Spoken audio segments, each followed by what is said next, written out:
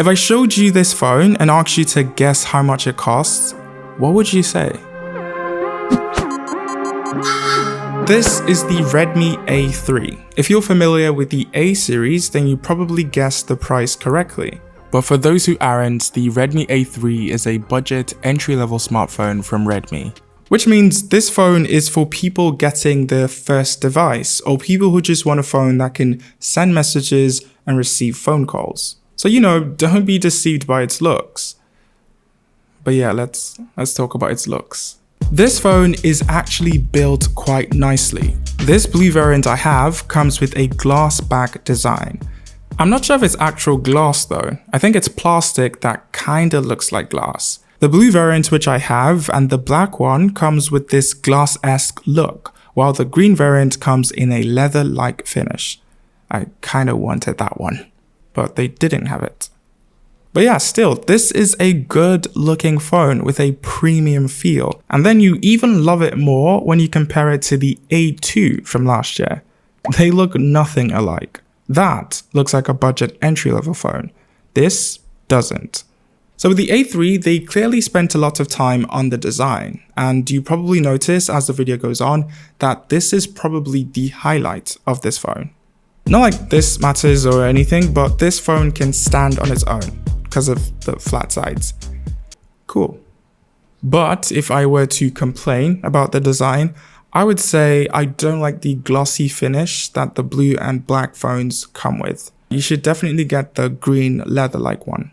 When I first unboxed this phone, I actually thought it didn't have a fingerprint sensor because I couldn't find it. But I eventually did. It was right there on the power button.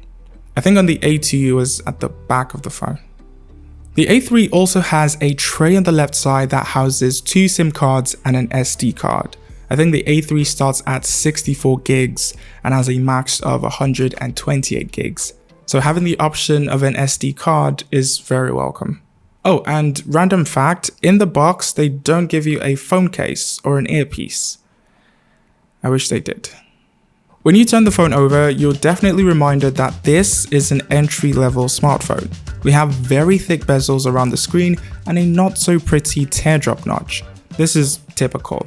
For the specs, it's a 6.71-inch 720p IPS LCD 90Hz display. That's about what you'd expect for this price, but there are 2 things that kind of stand out for me. One is the 90Hz refresh rate, and the other is the Corning Gorilla Glass 3 protection for the screen. I watched YouTube videos, a bunch of them. The phone even comes pre-installed with Netflix, so they clearly want you to watch content on this phone. And I think the normal everyday consumer would not have a problem with this display. It's good enough. For software, this is running on MIUI, but it doesn't look like MIUI. The UI looks different. It looks more like stock Android. My guess is they did this to help the phone run smoother. They stripped off a lot of things to make it feel simple and light. Like how the phone only comes with one inbuilt wallpaper. Just one. Oh, and this is running on Android 14 Go Edition. Something I found to be strange is that on GSM Arena's website, it says the Redmi A3 comes with the MediaTek Helio G36 processor.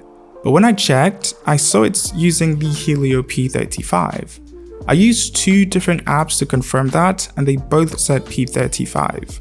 So either those apps are wrong, or GSM Arena made a mistake.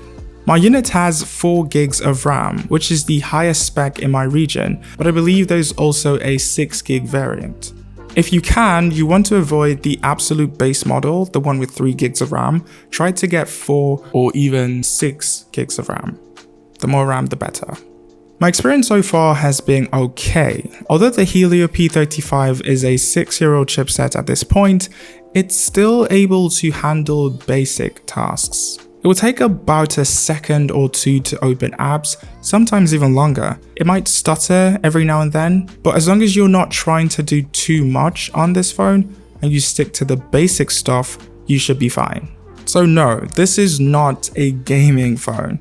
It can play some games, some basic 2D and 3D games, but then some other games can't even be downloaded on this phone. so lighter games like Subway Surfers would run fine on this phone. Again, this phone is built for performing simple tasks. So as long as you do just that and don't expect more, you'd be fine. Oh, and if we're comparing this to its predecessor, the A2, we technically get a downgrade, but it's a pretty insignificant one. When you look at cameras though, there is no difference at all with the A2. We get the exact same sensors, 2 main cameras on the rear, but really just one, an 8 megapixel sensor and a 0.8 megapixel auxiliary sensor. And then on the front we get a 5 megapixel selfie camera. As long as your expectations are low, and frankly they should be, the camera quality is pretty okay. 8 megapixels isn't a lot, so you shouldn't be expecting a ton of detail or sharpness, because you wouldn't be getting that. But I would say if you can give it a ton of light, you can get pretty reasonable photos from this phone. And as you can probably imagine, video quality is just the same, satisfactory at best. It shoots at 1080p with no stabilization. Again, it just works. You're definitely not buying this phone specifically for its camera quality. Although the cameras might be just okay, the battery life on this phone isn't just okay. It's really good. It's quite easily a one-day phone and then some, depending on how much you use it, because the A3 comes with a huge 5000 mAh battery. If you're doing basic stuff, you can easily get 8 or even 9 hours of screen on time. So battery life is good, but the charging speeds are not.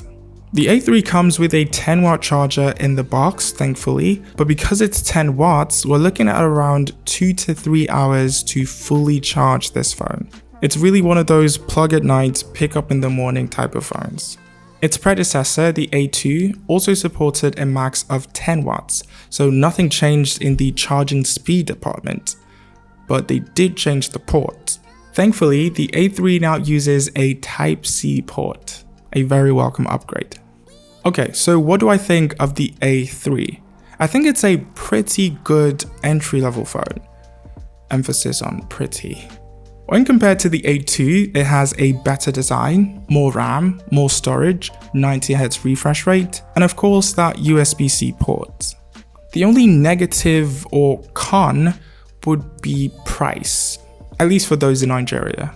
In Nigeria, the A3 costs 98,900 naira or 116,900 naira. Now, considering that 2 years ago, you could get a Redmi Note for about 100k, now paying 100k for a Redmi A series device is kind of tough.